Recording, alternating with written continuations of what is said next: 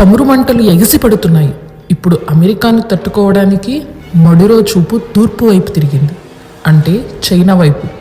China Venezuela యొక్క ప్రాణ స్నేహితుడు.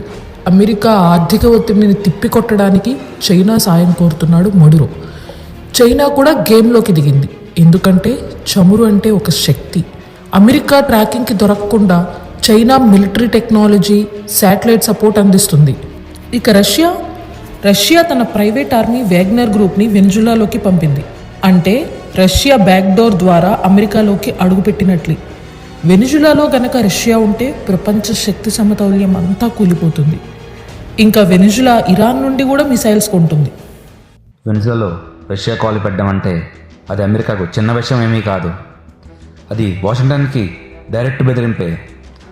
అందుకే అమెరికా వెంటనే తన టోన్ మార్చింది.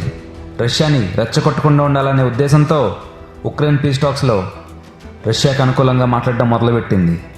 ఇక్కడ యుఎస్ఏ లెక్క చాలా సింపుల్. వెనిజులా లాంటి కీలక దేశాన్ని కోల్పోవడం కంటే ఉక్రెయిన్ని యుద్ధం మధ్యలో వదిలేయడం చాలా మంచి డీల్. ఇదే జియో పాలిటిక్స్ అంటే.